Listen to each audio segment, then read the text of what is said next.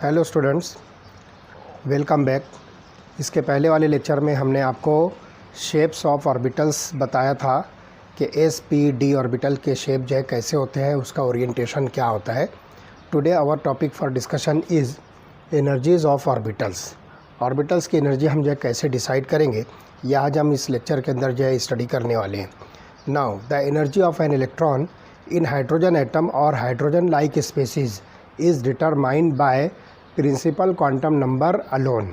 क्योंकि यहाँ पर आपको जो है एजिमुथल क्वांटम नंबर वगैरह की वैल्यू जो है ज़ीरो मिलेगी, मैग्नेटिक क्वांटम नंबर की भी वैल्यू ज़ीरो मिलेगी।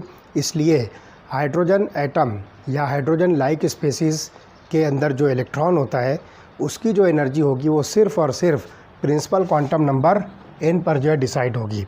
This is because the only interaction in these species is the attraction between the electron and the nucleus. यहाँ पर जो चूँकि सिर्फ एक इलेक्ट्रॉन आपको मिलेगा, इसलिए जो इंटरेक्शंस इसमें आप ऑब्ज़र्व करोगे that interaction is only the attraction between the electron and the nucleus. An increasing order of energies of orbitals in hydrogen atom is given by. यहाँ पर जो इंक्रीजिंग ऑर्डर जो आपको मिलेगा that is 1s 2s 2p, then 3s 3p 3d, then 4s 4p 4d 4f etcetera. ये आपको hydrogen के अंदर जो है एनर्जी का जो है इंक्रीजिंग ऑर्डर मिलेगा। अब आपको यहाँ पर जो है इससे कोई बात मतलब नहीं होना चाहिए, क्योंकि आपके पास जो है हाइड्रोजन के अंदर सिर्फ एक इलेक्ट्रॉन है and that will be present in 1s orbital. इसलिए अगर ये ऑर्बिटल्स में एनर्जीज सेम भी अगर आपको नज़र आती है तो you don't bother about it. Of course the shapes of the concern s p d f orbitals are different.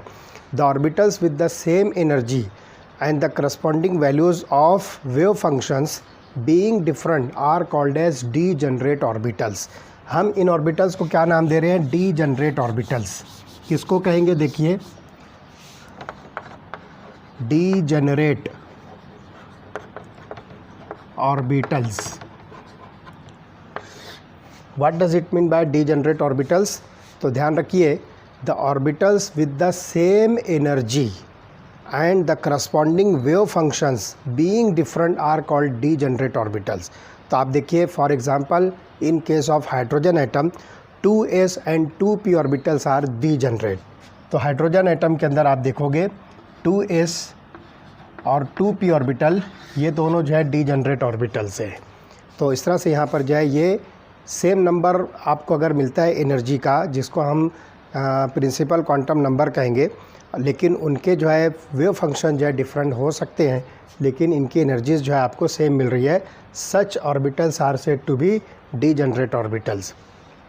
thus in hydrogen atom 2s and 2p orbitals are degenerate. In case of multi-electron atoms there is the mutual repulsion among the electrons. अगर आप multi electron system consider करते हो hydrogen के अलावा कोई सा भी, तो उसके अंदर आपको जो है इलेक्ट्रॉन्स के अंदर जो है म्यूचुअल रिपल्शन मिलेगा। The energy of an electron in a multi electron atom therefore depends upon both the principal quantum number as well as azimuthal quantum number. तो आप यहाँ पर देखोगे कि अब मल्टी इलेक्ट्रॉन सिस्टम जब हम कंसिडर करते हैं तो उसके अंदर जो एनर्जी होगी it will be dependent on the values of n, that is nothing but the principal quantum number, and the value of l, that is nothing but the azimuthal quantum number. Now the lower the sum n plus l, तो यहाँ पर आपको जो है n plus l की जो है value जो है कैलकुलेट करना है। तो lower the value of n plus l for an orbital, the lower is its energy। तो n plus l की वैल्यू जिस ऑर्बिटल के लिए कम होगी तो उसकी एनर्जी भी कम होगी, और n प्लस एल की वैल्यू जिस ऑर्बिटल के लिए ज़्यादा होगी उसकी एनर्जी भी ज़्यादा होगी। तो यहाँ पर जो है ध्यान रखिए, if two orbitals have same value of n plus L then the orbital with lower value of n is of lower energy and this is called as n plus L rule. इसको हम जो है n+l rule कहेंगे। अब आप यहाँ पर देखिए इस चार्ट के हिसाब से हम जो है बहुत आसानी से n+l रूल को जो है अंडरस्टैंड कर सकते हैं, इसको समझ सकते हैं। अब यहाँ पर देखिए from n+l rule the increasing order of energy of orbitals in multi electron atom can be written as.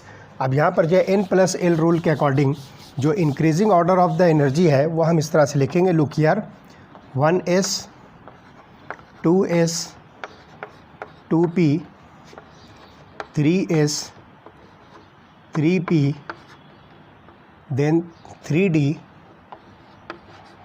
then 4s 4p। इस तरह से हम यहाँ पर जो है ऑर्बिटल्स की जो है एनर्जी लिख सकते हैं। तो look here 1s 2s 2p 3s 3p then 4s, here 4s then 3d then 4p, okay, then 5s and so on. इस तरह से जो है बहुत सारी एनर्जीज़ है। अब आप देखोगे कि ये एनर्जी का सीक्वेंस कैसे आया, ये चीज़ हम इसके बाद वाले लेक्चर में जब अफबाउ प्रिंसिपल स्टडी करेंगे उस वक्त आपको ये जो है बिल्कुल क्लियर समझ में आ जाएगा कि ये इंक्रीजिंग ऑर्डर ऑफ एनर्जी किस तरह से हम जो है असाइन कर रहे हैं, किस तरह से हम इसको जो है अरेंज कर रहे हैं। तो यहाँ पर जो है आप ध्यान रखिए कि ये टेबल जो आपको शो कर रहा है, तो पहले कॉलम के अंदर आप देखिए ऑर्बिटल एनर्जी दिया हुआ है 1s 2s 2p 3s 3p 4s 3d 4p, और इस एनर्जी के अकॉर्डिंग आपको प्रिंसिपल क्वांटम नंबर की वैल्यू n की वैल्यू दी हुई है। 1s के लिए जो है आप देख रहे हो 1 है, 2s के लिए 2 है, 2p के लिए 2 है। इस तरह से ही आपको प्रिंसिपल क्वांटम नंबर n की वैल्यू दे रही है। उसके बाद आप देखिए एजीमुथल क्वांटम नंबर l की वैल्यू है। तो आप देखिए s ऑर्बिटल के लिए यहाँ पर जो है 0 होती है, p ऑर्बिटल के लिए जो 1 होती है, और d ऑर्बिटल के लिए जो है ये वैल्यू 2 होती है। तो ये बात जो हम इसके पहले जब क्वांटम नंबर हमने स्टडी किया था उस वक्त मैंने आपको बताया था कि l की वैल्यू जो है s ऑर्बिटल के लिए 0, p ऑर्बिटल के लिए 1, d ऑर्बिटल के लिए 2 और f ऑर्बिटल के लिए 3 होती है। तो वो वैल्यूज़ हमने यहाँ पर लिखा है। अब आप देखिए n+l मतलब sum of the principal quantum number and azimuthal quantum number हमने यहाँ पर जो लिखा है।